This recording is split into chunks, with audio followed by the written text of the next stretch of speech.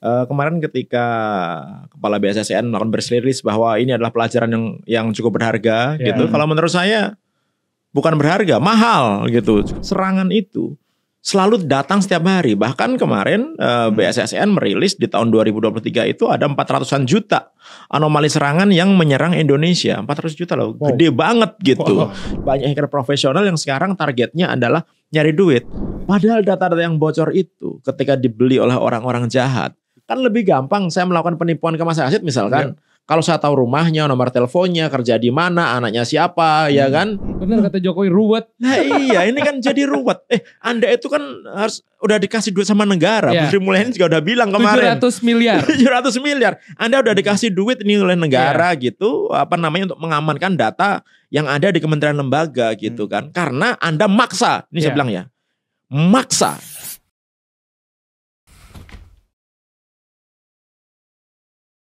Selamat datang Bapak Pratama Persada, Chairman Lembaga Riset Keamanan Cyber CISREC. Pak. Selamat datang Pak Pratama. karena agak susah nih, CISREC bener ya? Iya, biar agak keinggiris-inggirisan sedikit lah ya. Mas, tentu ini ngobrolin soal keamanan cyber sesuai dengan lembaganya nih ya. Kita ngobrolin yang panas-panas ya, yang belakangan ini lagi bikin ruwet kalau kata Pak Jokowi gitu. Ruwet, bener-bener ruwet. Iya. Karena kan memang lagi ruwet, apalagi soal data nasional. Pusat data nasional kok bisa diretas. Ini yang menarik sebelum saya mau mengekspor di sana ya Pak Pratama, ini kemarin di dalam rapat RDP ya. Dengan Komisi 1 DPR. Dengan Komisi 1 DPR itu ada statement menarik ya. Apa memang ini khas Indonesia ya? Jadi ketika ada peretasan yang di PDN gitu, Pusat Data Nasional, kok masih ada untungnya. Untungnya ini yang melakukan bukan state actor, tapi non state actor. Ada alhamdulillahnya di depannya. Ada alhamdulillahnya gitu. Dan menarik di dalam rapat itu langsung digas balik tuh sama anggota DPR. Seharusnya innalillahi Pak, bukan alhamdulillah. Saya mau minta komentarnya di situ dulu. Kok masih ada untungnya gitu? Ya, jadi gini, Mas Angga, Mas Asid. Jadi kalau kita lihat di Indonesia ya. Kemarin ketika Kepala BSSN melakukan press release bahwa ini adalah pelajaran yang cukup berharga gitu. Kalau menurut saya bukan berharga, mahal gitu. Cukup mahal. Kenapa? Karena masalah kebocoran data pribadi, masalah peretasan ini sudah terjadi sejak bertahun-tahun yang lalu. Kita lihat ada PLN, ada Telkom, ada Dukcapil, ada BPJS Kesehatan, ada KPU, ada Istana Negara, ada kepolisian, ada hampir semuanya. Artinya apa? Terus belajarnya di mana? Ya kan? Artinya kan harus kita sadar bahwa serangan itu selalu datang setiap hari. Bahkan kemarin BSSN merilis di tahun 2023 itu ada 400-an juta anomali serangan yang menyerang Indonesia. 400 juta loh, gede banget gitu. Dan itu bukan main-main. Artinya apa? Kita ini adalah target dari orang-orang di luar sana, entah itu perorangan, entah non-state actor ataupun state actor, ya kan. Nah, ketika kita sudah mengalami berbagai macam peretasan, kita tahu bahwa pemerintah kita juga ternyata nggak kuat-kuat amat kan. Kita lawan bandar judi online aja kita kalah. Masih ramai kementerian lembaga di negara kita sistemnya diretas untuk jadikan judi online gitu, ya kan. Nah, kok kita mau membuat sistem terpusat gitu, tapi kita tidak menyiapkan sistem security-nya. Nah, ini yang jadi masalah besar sebenarnya. Oleh karena itu ketika kemarin terjadi peretasan menurut saya wajar. Kenapa wajar? Karena memang di Indonesia ini kita selalu terbiasa membuat sistem yang kelihatan hebat, kelihatan mahal, kelihatan kuat, enterprise gitu, tapi kita lupa sistem pengamanannya gitu. Akhirnya apa ya? Sekarang ini menurut saya bencana nasional ini. Kenapa? Karena begitu banyaknya institusi pemerintah, kementerian lembaga, pemerintah pusat, pemerintah daerah yang terkena dampak dari peretasan Pusat Data Nasional, walaupun dibilang sementara. Tapi berarti nggak ada alhamdulillahnya sedikit pun tuh seharusnya ya. Ini saya nggak habis pikir juga ketika melakukan press release, ini ada bencana besar gitu ya. Bahkan ada yang sempat senyum-senyum mainan handphone gitu. Kemudian kemarin ketika sidang di Komisi 1 dibilang ini alhamdulillah, nggak ada alhamdulillahnya. Ini bencana ini gitu. Bener itu anggota DPR itu Pak Sukamta bilang ini innalillahi sebenarnya gitu. Pak Sukamta itu yang ngomong dari PKS. Gitu. Iya kan? Iya, karena ada seolah-olah yang tadi saya bilang selalu ada sisi untung nggak semua, untung nggak hancur semua. Selalu ada sisi sebegitu. dari statement pejabat-pejabat di Indonesia gitu loh. Harusnya kan ini bukan lagi pelajaran berharga, tapi pelajaran mahal yang harusnya ada kasus-kasus yang sebelumnya jadi sudah belajar lah dari sebelumnya. Tapi kok belajar terus ya? Nah, itulah yang saya bilang bahwa kita ini harusnya gitu melihat serangan-serangan yang terjadi ke Indonesia, ya. Targetnya itu semakin lama tuh semakin tinggi. Iya, benar. Kalau dulu orang cuma melakukan peretasan, ganti-ganti tampilan website. Oh, ini nih hacker dari Lampung nih, hacker dari Jogja gitu kan. Cari nama, validasi gitu untuk eksis gitu ya kan. Lama-lama kan ini berkembang nih. Orang ada duitnya ternyata nih gitu. Ternyata duitnya banyak juga nih gitu ya kan. Akhirnya ya sudah. Jadi banyak hacker profesional yang sekarang targetnya adalah nyari duit. Nah, bahayanya adalah ketika yang melakukan itu adalah grup-grup hacker yang levelnya tinggi. Levelnya tinggi itu kalau kita biasa menyebutnya itu grup hacker yang levelnya APT. APT itu Advanced Persistent Threat. Dia levelnya itu sudah cukup tinggi. Biasanya orang-orang dalamnya orang hebat-hebat. Dia menggunakan sistem peretasan malware-nya itu top gitu, bahkan banyak yang menggunakan zero day malware. Zero day malware itu adalah malware yang kalau kita pakai untuk melakukan penyerangan nggak bisa ditangkal oleh antivirus, nggak bisa ditangkal oleh sistem yang terupdate, nggak bisa ditangkal oleh apapun gitu. Sehingga kalau kena aja gitu. Nah, itu semakin banyak saat ini. Nah, ketika kita tidak aware ya, ketika kita tidak berpikir bahwa itu ancaman nyata, ya akibatnya kayak kemarin. Nah, yang jadi masalah adalah ternyata kemampuan pertahanan kita itu sangat-sangat buruk sekali. Kalau misalkan kemarin ini Pusat Data Nasional, walaupun dibilang sementara, itu punya sistem yang standar aja. Punya sistem backup, punya sistem security yang standar gitu. Minimal selamat lah. Jadi kalau server utamanya itu diserang oleh ransom, masih ada sistem backup, server backup yang akan live begitu sistem utamanya ini hancur, ya kan? Sama kayak kalau kita lah Mas di sini listrik mati tiba-tiba gitu. Enggak berapa lama kemudian genset nyala kan? Betul. Nah, itu sudah otomatis harus ada, apalagi ketika Kementerian Kominfo mengklaim, Telkom mengklaim bahwa Pusat Data Nasional ini levelnya adalah tier 4. Tier 4 itu adalah level paling tinggi dari data center. Artinya apa? Dalam 1 tahun gitu, time-nya, live-nya, online-nya itu harus 99,995%. Waduh, 0,005 tuh. Artinya 1 tahun tuh maksimal hanya boleh down 4 jam saja. Kemudian sistem redundant itu sudah wajib hukumnya ada. Servernya harus redundant, kemudian power supply-nya harus redundant. Redundant itu double maksudnya. Harus double. Kemudian jaringannya harus double. Jadi kalau ada satu putus, lainnya langsung up. Itu sudah standar banget gitu. Itu anak SMK aja lulus sekolah udah ngerti itu kayak gitu tuh. Artinya ketika perusahaan sebesar Telkom, institusi sebesar Kominfo tidak melakukan hal yang sangat standar seperti ini, berarti kan namanya melakukan pembohongan publik. Ini bukan tier 4 nih kayak gini nih.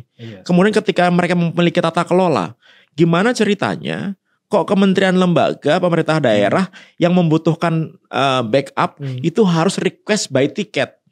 Harus request dulu, ngirim tiket dulu, minta tolong untuk di backup dulu, baru kemudian kalau diizinkan baru di backup. Kok rumit banget sih, bener kata Jokowi, ruwet. Nah iya, ini kan jadi ruwet.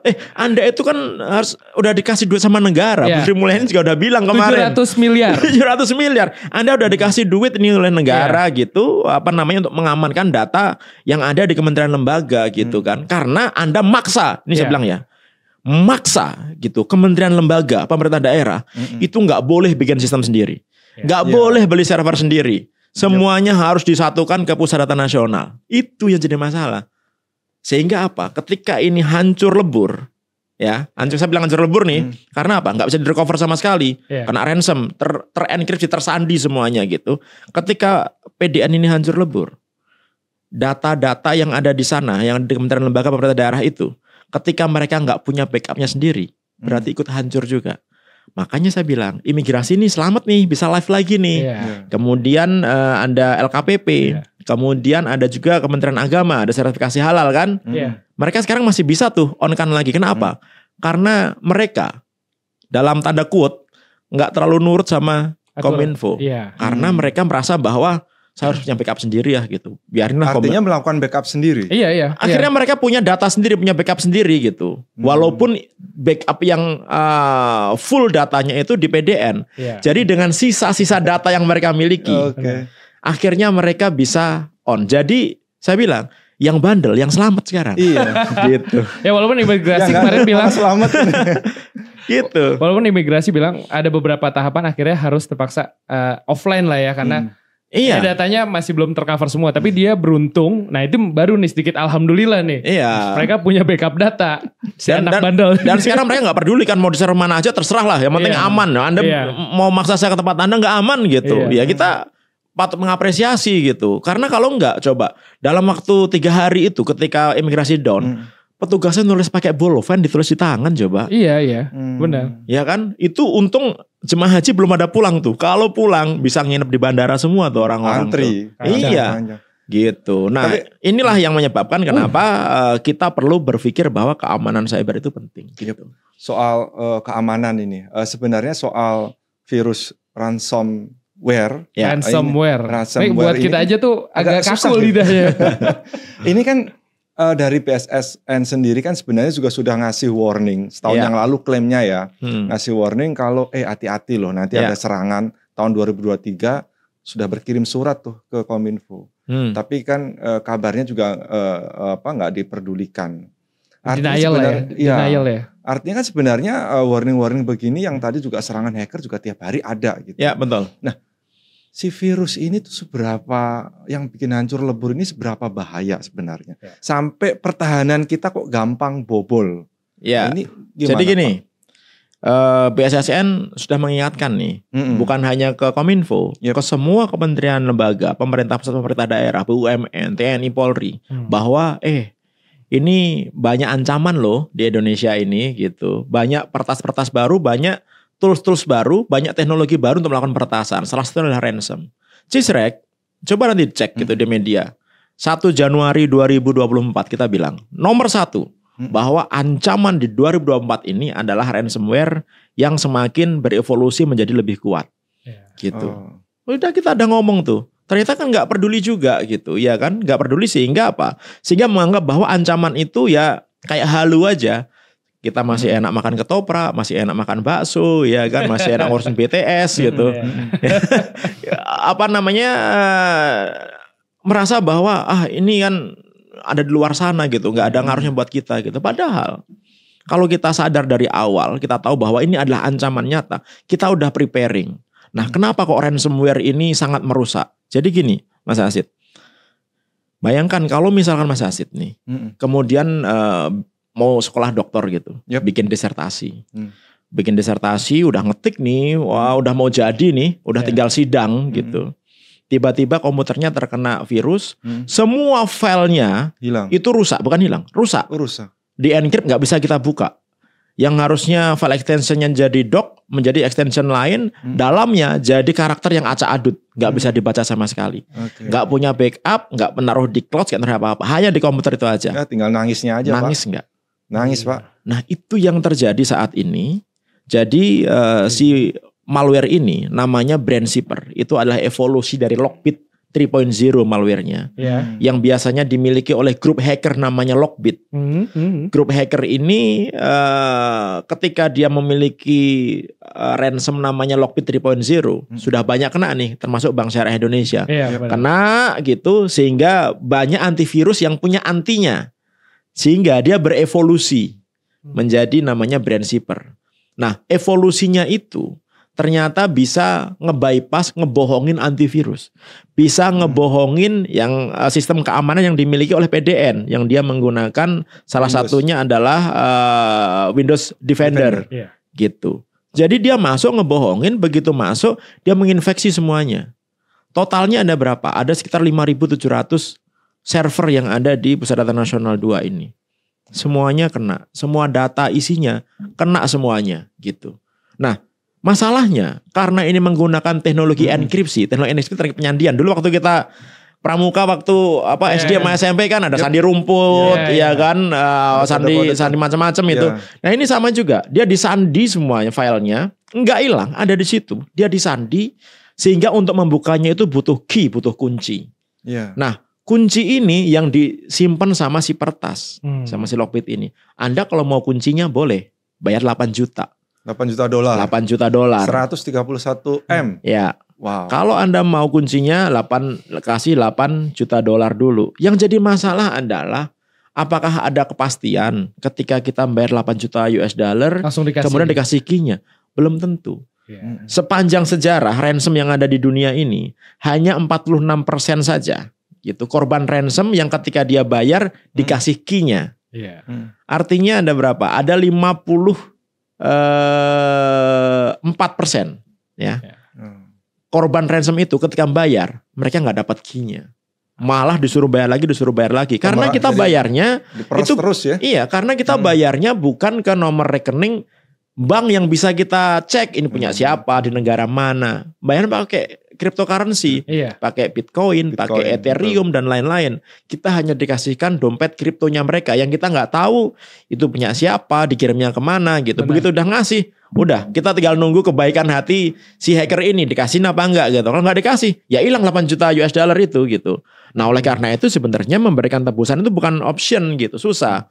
Tapi juga ketika mau melakukan dekripsi terhadap file-file yang dienkripsi ini, jadi Pusat Data Nasional ini filenya nggak bisa dibuka sama sekali sampai saat ini. Yeah. Untuk membukanya, kalau dari kalkulasi kita ya, mungkin butuh waktu bukan sebulan 2 bulan, mungkin bisa 20-30 tahun. Dengan kecepatan komputasi yang ada saat ini gitu. Tapi saat itu ketika berhasil dibuka udah nggak ada gunanya kan datanya ini. Gitu. Jadi kemarin ketika pemerintah bilang bahwa ya kita sudah mulai bisa recovery, Pak Kepala BSN bilang 2% bisa di-recovery. Kemudian ada yang bilang 30%. Itu sebenarnya bukan recovery dari Pusat Data Nasional. Pusat Data Nasional masih 100% nggak bisa diapa-apain. Gitu. Masih nggak bisa diapa-apain. Yang di-recovery itu bisa kenapa? Karena mereka akhirnya kementerian lembaga yang terdampak ini mereka masih punya sedikit backupnya. Dan itu dibantu. Oh sini kita bantu untuk live kan. Oke, imigrasi live. Mana lagi dibantu nih? Enggak, imigrasi live sendiri, dia nggak minta bantuan BDN tuh. Kemudian mana lagi LKPP masih punya datanya. Sini kita bantuin nge-live-in. Mana lagi nih? Pemerintah daerah. Sini kita bantuin nge-live-in gitu. Jadi bukan dari PDN. Jadi makanya sekarang bersyukur tuh kita kalau misalkan lembaga-lembaga kementerian tadi pemerintah daerah yang dilarang untuk punya server sendiri, dan dia nekat untuk bikin backup untuk sistemnya sendiri. Kita harus berterima kasih. Yang tadi juga sudah disinggung di DPR kemarin juga rame kan soal nggak ada backup data. Iya. Tadi anak SMA aja ngerti seharusnya gitu kan. Masa nggak ada backup? Harusnya itu jadi SOP kan. 700 miliar nggak punya backup tuh aneh banget nggak sih? Emang nggak masuk logis. Anehnya di mana? Maksudnya kok bisa gitu loh? Saya juga nggak masuk logis. Logika berpikir saya juga nggak nyambung ini mas. Ini kalau kita ngomong sama orang IT ya, orang jaringan, siapapun kita omongkan gitu. Ini logikanya nggak nyambung udah. Nggak mungkin sistem sebesar ini dengan anggaran sebanyak ini dikelola oleh pemerintah sebesar ini. Kemudian dikelola, dibantu oleh perusahaan Telkom yang kita tahu perusahaan paling besar di Indonesia gitu kalau ngomongin masalah jaringan.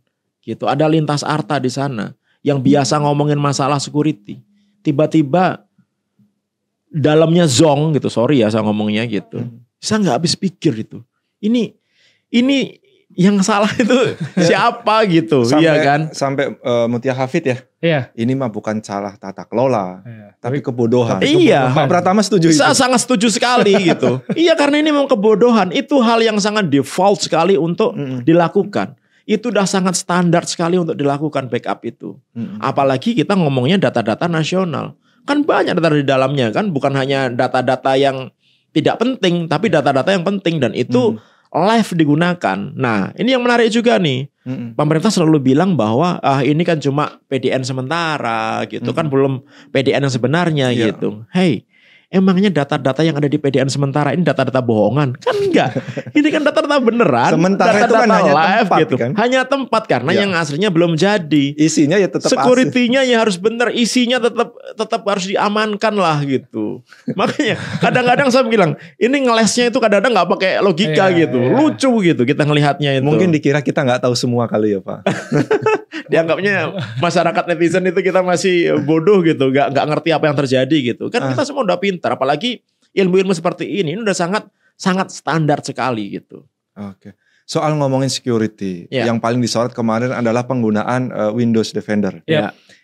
Kok ikut-ikuti salahin? Padahal sebagian analis menyebutkan nggak ada yang salah. Windows Defender, Windows security bawaan itu kan sebenarnya ya bagus juga gitu untuk Windows 10, 11 ya Pak ya kalau nggak salah itu ya nggak ada yang salah. Yang salah tapi kok tetap bisa bobol. Nah, pakai security gratisan katanya. Ya gini. Jadi kalau kita berbicara masalah sistem operasi, itu masing-masing sistem operasi itu memiliki kelebihan dan kelemahannya sendiri-sendiri. Kita pakai Linux, kita pakai Windows, kita pakai Mac gitu. Semuanya itu punya kelemahan sendiri-sendiri. Kebetulan pemakai OS yang paling besar di dunia ini adalah Windows. Jadi Windows itu pangsa pasarnya itu jauh lebih banyak dibandingkan Mac OS atau Linux gitu. Sehingga hacker-hacker itu lebih seneng nyari kelemahannya di Windows karena yang pakai lebih banyak. Sehingga tools-tools yang digunakan untuk melakukan peretasan ke Windows itu jauh lebih banyak dibandingkan tools-tools yang digunakan untuk peretasan Mac ataupun Linux gitu. Nah, yang jadi masalah adalah sistem apapun ketika mereka tidak melakukan update, tidak melakukan patching gitu, tidak melakukan patch gitu ya. Kalau ada kelemahan biasanya ada patch. Kalau kita handphone kan biasanya kita ada nih ada nih upgrade OS berapa nambah gitu. Nah, ketika kita lalai gitu, kita harusnya kita patch tidak melakukan patch gitu. Sistem apapun itu pasti akan menjadi celah keamanan, lubang keamanan. Hacker-hacker di luar sana itu, Mas Asid ya, Mas Angga, mereka tuh udah ngincer gitu. Setiap mereka menemukan celah keamanan, mereka sudah tahu nih, oh ternyata kita menemukan celah keamanan di VMware. VMware itu adalah virtual machine yang digunakan untuk server yang ada di PDN nih. Wah, kita tahu nih ada kelemahan yang ada di VMware gitu. Nah, kita sebagai admin, kita nggak aware nih, masih belum merespon ketika ada update yang baru gitu. Kita ngeresponnya seminggu lagi atau sehari besok lah gitu. Padahal update-nya harusnya hari ini siang ini gitu. Nah, ketika kita nggak melakukan patch, itu cepat-cepatan sama hacker. Hacker dia melakukan scanning ke sistem yang masih menggunakan sistem tersebut, VMware tersebut. Kemudian ketika ditemukan celah-celah keamanan, dia langsung melakukan serangan. Di saat kita masih belum ngeh bahwa sebenarnya sudah ada celah keamanan yang harus ditutup gitu. Oleh karena itu, kenapa saya bilang antara hacker sama kita ini tim cyber security itu kayak maling sama polisi, kejar-kejaran terus gitu. Mana yang pinter dulu orang harus kalau mau nyolong pakai kunci T gitu kan ya. Sekarang dia udah bisa pakai pengacak frekuensi, dia bisa buka otomatis kayak gitu-gitulah gitu. Jadi ini mengejar-kejaran. Oleh karena itu, kenapa saya selalu bilang security is a process. Security itu adalah proses yang berjalan terus-menerus. Bukan berarti bahwa ketika sekarang ini kita develop sistem, kita punya sistem yang baru, kuat, terus besok kuat lagi. Enggak kayak gitu. Justru konsepnya beda. Justru hacker analisis nih, apa yang lemahnya nih. Nah hacker akan selalu mencari itu. Apalagi ketika dalam satu sistem itu kita nggak pernah melakukan assessment. Assessment itu kita ngecek ada kelemahan apa di sistem kita gitu. Nah kalau kita nggak pernah melakukan itu, ya sudah. Kita ini nggak sadar bahwa sistem kita ini bolong. Sehingga gampang dimasukin oleh orang dari luar gitu. Ini gue boleh sedikit kasih analogi kali. Kan motor itu kan udah mulai keyless gitu ya. Kalau dulu pakai kunci T ya benar tadi pas sekarang tuh udah pakai remote kan. Nah si maling ini cari akal nih. Gimana pakai frekuensi gitu ya Mas. Betul. Oke. Jadi ibaratnya tuh motor aja upgrade, maling juga upgrade. Sekarang maling-maling mobil itu juga mereka nggak pakai ini lagi, buka jendela lagi. Mereka scan frekuensi, ketemu frekuensinya, tahu tipe apa mobilnya apa, kemudian diacak scan, kebuka itu mobil. Nah, tapi kalau diurut nih Pak Pratama, kalau kita mau sedikit mencari siapa sih titik lemahnya dan salahnya, siapa? pejabatnya. Enggak, menariknya begini. Kalau ada pencuri datang, itu pasti ada Pak Satpamnya, ada kuncinya, sampai bisa dia masuk ke rumah. Kalau di runut ini yang lemah yang mana? Security-nya kah? Atau memang yang kemarin sempat itu statement dari Pak Menko ya, soal mungkin passwordnya yang lemah, password mungkin kunci rumahnya yang lemah. Kalau di runut ini kira-kira mana yang lemah, Pak? Karena dari situ bisa kita lihat, oh ini titik kelemahannya dan salahnya ada di sini gitu. Kayaknya kuncinya NKRI harga mati sih. Kayak cepet wah tahu nih Indonesia gitu. Ya jadi gini, menurut Undang-Undang Pelindungan Data Pribadi, Undang-Undang Nomor 24 Tahun 2022 gitu, bahwa penanggung jawab dari sistem elektronik itu adalah pengendali data pribadi. Itu udah ada tuh. Di sini siapa pengendali data pribadinya? Pengendali data pribadinya adalah Kominfo. Karena PDN ini adalah sistem yang ada di bawah Kominfo. Proyeknya Kominfo. Jadi Kominfo harus bertanggung jawab terhadap apapun yang terjadi dalam PDN ini. Jadi kalau dia bilang enggak, udah pasti salah. Yang kedua, selain pengendali data pribadi, di sini juga ada namanya pemroses data pribadi. Siapa pemroses data pribadinya? Pemroses data pribadinya adalah Telkom, ada Lintas Arta. Apapun alasannya, mereka itu adalah pihak yang salah, gitu. Kenapa saya bilang apapun alasannya? Karena kalau mereka membuat sistemnya itu kuat, kemudian melakukan asesmen dengan baik, membuat backup dengan baik, gitu. Kalaupun terserang, nggak akan dampaknya seperti ini. Nah ini sama kayak gini lah. Saya punya rumah, gitu ya kan. Oh di rumah saya banyak barang-barang mewah nih, ada emas macam-macam gitu ya kan, gitu. Nah kemudian saya ngunci nih rumah saya nih, ngunci rumahnya, kemudian ada gerbangnya saya kunci, rumahnya saya kunci pakai tali rafia, gerbangnya saya kunci pakai kabel tis, gitu. Kemudian jendelanya kebuka sedikit, kelihatan emasnya. Ada rampok nih jalan ke depan rumah kita nih, gitu. Cakep nih, gitu kan? Dia ngelihat nih, kok ada emas di sana? Loh, kabel tis nih. Ada tali rafia.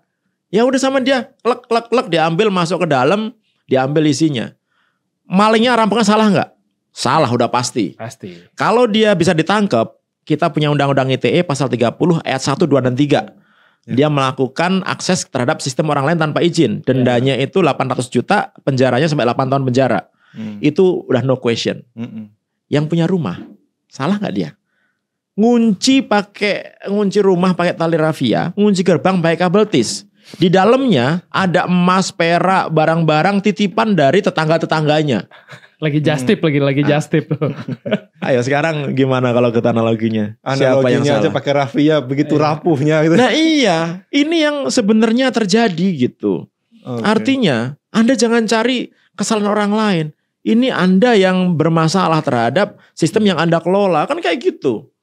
Dan kalau di luar negeri udah gentle ini, ya saya salah gitu. Harusnya mundur ya. Saya salah, saya menerima apa yang diberikan sanksi Pak Presiden kepada saya gitu. Saya siap menerima segala macam akibatnya karena saya lalai untuk menjaga data negara gitu. Kalau di Jepang udah mundur tuh. Baru gentle gitu. Kalau di Jepang udah mundur tuh. Itu gue sampai 3 kali ngomong. Jadi ya memang yang mencuri itu nggak canggih-canggih amat atau memang canggih. Plus yang tempat yang dicuri itu juga pengamanannya juga nggak terlalu. Ya, yang nyuri canggih sih ini. Kalau ini yang nyuri canggih sih gitu. Tapi kan dia ngeliat kayak gitu dia tergiur juga lah gitu. Kan makanya ini yang apa namanya, kalaupun ternyata yang ketemu duluan itu pencuri yang nggak canggih, dia pun sebenarnya bisa masuk ke situ gitu. Pas kebetulan aja ini yang nyuri apa namanya hebat ini yang melakukan peretasan gitu. Sebenarnya yang biasa pun bisa ke sana. Mas, sorry, agak balik lagi sedikit. Tapi heboh-heboh PDN sementara ini. Sebenarnya sebelumnya udah ada belum sih data yang diretas gitu? Karena ini kan heboh karena berpengaruh banget ke publik. Akses publik kayak imigrasi, kayak Kemenak gitu. Terus LKPP. Ke LKPP itu kan karena publik gak bisa akses nih, ini ada apa. Bahkan baru setelah 4 hari kan akhirnya diungkap gitu bahwa kita terkena ransomware. Itu sempat nggak dikasih tahu dulu publik kan. Sempat beberapa hari kemudian. Nah ini heboh karena memang publik merasakan langsung gitu. Tapi sebelumnya ada gak sih Mas, memang hacker kepada lembaga yang lembaga diam-diam aja kayak gak ngerasa apa-apa gitu. Kalau dari analisis atau penelitian dilakukan Cisrek seperti apa tuh Mas? Ya banyak banget yang sudah mengalami peretasan, tapi pura-pura nggak diretas atau ngedenial gitu bahwa dia diretas gitu. Contohnya misalkan BPJS Kesehatan. Ada berapa tuh? 279 juta data kita tuh Mas. BPJS Kesehatan yang bocor di situ, ya kan? Dikasih sampelnya 500.000 tuh saat itu tuh. Nah, dibilang bahwa ya kan yang bocor cuma 500.000 aja, yang lainnya kan enggak gitu. Hacker itu kalau dia berhasil mencuri, ya masa mau diambil sebagian? Yang tadi itu, dia berhasil masuk rumah orang nih, ada emas 100 kilo gitu. Terus dia bilang, kasihan lah, sambil sekilo aja deh gitu. Kira-kira mungkin enggak? Enggak mungkin gitu, pasti diambil semua. Nah, kenapa kok dia ngasih sampelnya 500.000 gitu, supaya orang percaya, oh ya emang ini benar gitu, ini emas nih 1 kilo nih, silahkan diambil untuk membuktikan bahwa itu benar gitu. Jadi yang kalau dia ngambil pasti diambil semuanya. Belum lagi kita ngomong masalah Dukcapil, ada 337 juta, 337 juta data. Kemudian ada kemarin baru KPU 204 juta data yang diambil. Kemudian ada Istana Negara. Bayangin Istana Negara kita juga bocor loh. Ada 600.000 lebih surat-surat ke presiden yang juga ternyata bocor. Ya kan. Kalau yang lama-lama dulu apa? Ada Tokopedia, Bukalapak, Bhinneka, BRI Live, BPJS Kesehatan, kemarin ada BSI, Bank Indonesia gitu. Bahkan Badan Sipil Sandi Negara pun pernah juga diretas. Jadi memang ini jadi kelihatan kayak biasa aja. Yang jadi masalah adalah ketika terjadi peretasan di tempat mereka, ya, yang harusnya mereka ini sebagai penanggung jawab untuk mengamankan data masyarakat, ternyata karena kelalaiannya terjadi peretasan, datanya bocor, apa yang terjadi? Nggak terjadi apa-apa. Jadi mereka seperti nggak ada salah gitu. Dan kasus-kasus seperti ini seperti hilang di telan bumi. Coba sekarang kita lihat nih, emang diproses tuh yang ada di BPJS Kesehatan kan enggak? Yang di KPU mau diproses? Enggak. Yang ada di Bank Indonesia diproses? Enggak. Yang ada di BSI diproses? Enggak. Enggak ada yang diproses sama sekali. Gitu. Artinya apa? Artinya bahwa kita merasa ini hal yang biasa saja. Padahal dampaknya ya, Mas Angga. Saya pengen nanya ini nih. Dampaknya. Setelah data dicuri, dampaknya tuh. Nah. Karena mungkin, ya udahlah datanya diambil buat apa sih? Kan kita mikir gini nih Mas. Orang. Nah dampaknya apa nih ketika data dicuri itu? Karena orang yang kecurian itu dia nggak pernah ngalami merasa ditipu sama orang. Dia nggak ngalami dia jadi korban penamaran kartu kredit gitu. Nggak pernah ngalami dia jadi korban pinjol, iya kan? Padahal data-data yang bocor itu ketika dibeli oleh orang-orang jahat digunakan untuk apa? Nawarin pinjol ilegal, nawarin judi online, nawarin KTA, nawarin macam-macam, dipakai untuk penipuan. Kan lebih gampang saya melakukan penipuan ke Mas Rashid misalkan. Kalau saya tahu rumahnya, nomor teleponnya, kerja di mana, anaknya siapa, ya kan? Itu lebih gampang saya gitu. Dan yang ketipu itu banyak sekali. Tapi apa? Ada tanggung jawab nggak? Nggak ada. Kemarin kita ada, masyarakat kita ada 400 lebih yang dia kena APK undangan, masih ingat nggak? Klik APK undangan. Bising gitu ya? Total uangnya 13 miliar. Itu udah ibu-ibu tua, mereka nabung untuk naik haji, untuk anaknya sekolah, untuk nyicil rumah. Tiba-tiba hilang sama sekali. Gara-gara apa? Dia nggak sengaja ngeklik APK undangan itu, dikuras semuanya. Yang salah siapa? Pemerintah akan nyalain, kenapa lu buka? Nah, yang jadi masalah adalah kalau mereka tidak dikirimi oleh WA yang berisi APK undangan ini, itu nggak akan terjadi.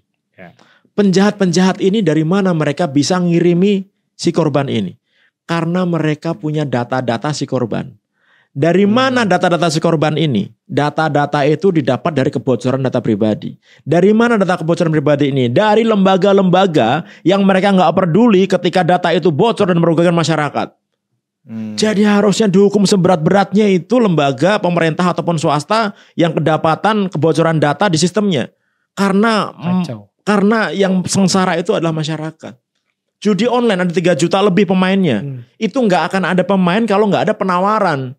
Kita ditawari, ini deposit 50.000 udah jadi 1 juta lo nanti lo gitu. Ya kan? Kita semua di SMS, kita semua di WA. Itu nggak akan terjadi kalau nggak ada kebocoran data. Kebocoran data itu karena ada peretasan. Peretasan terjadi karena apa? Sistem mereka itu lemah.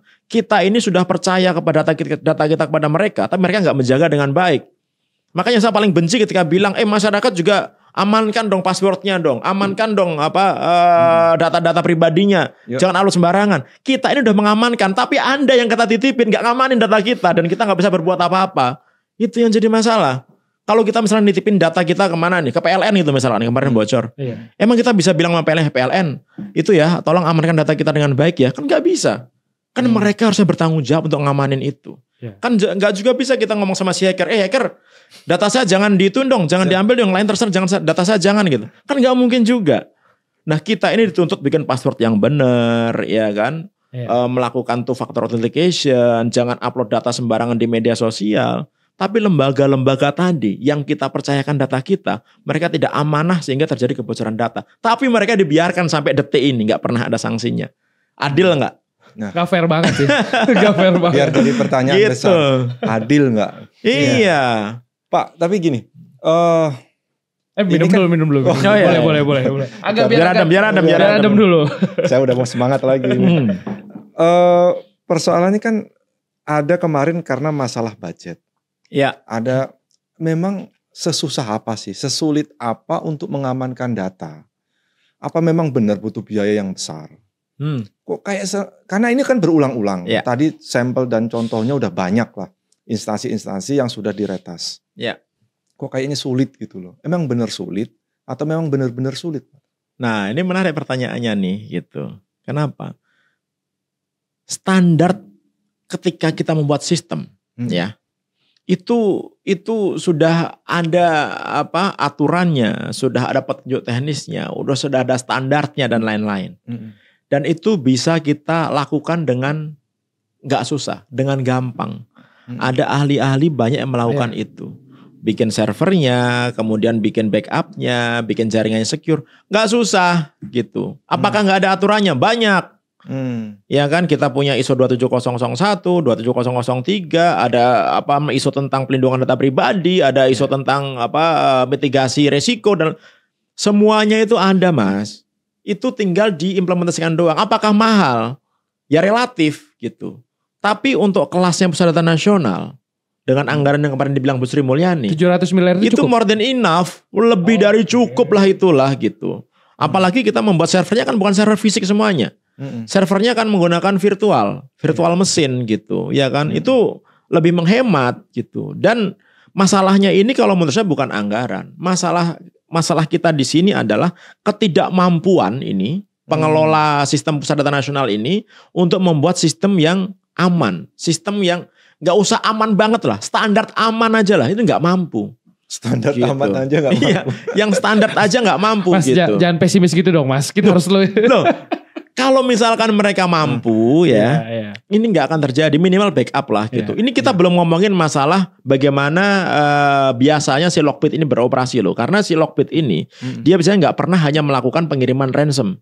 Dia biasanya menggunakan double kill kalau saya bilangnya, double extortion gitu. Jadi sebelum mereka ngirim ransom, mereka nyuri datanya dulu, diambil. Kemudian data setelah diambil semuanya, baru dikirim ransom, di-encrypt semuanya. Supaya apa? Kalau misalkan korbannya ini dia punya sistem backup yang bagus, yang benar, kan nggak ada masalah nih, dia bisa recovery kan. Tapi si hacker ini punya senjata satu lagi, saya punya data lu nih. Kalau sampai lu nggak mau bayar, ini gue publish nih, gue jual di internet nih gitu. Sehingga akhirnya mereka mau bayar juga gitu. Nah ini kita belum ngomongin masalah ini gitu. Artinya apa? Standar keamanan untuk bikin backup aja yang harusnya itu paling standar sekali nggak dilakukan, ya kan? Kita belum mau masalah enkripsi. Tadi yang pencurian data tadi itu bisa kita atasi kalau kita melakukan enkripsi terhadap data yang kita simpan di server. Nah itu juga ternyata nggak dilakukan.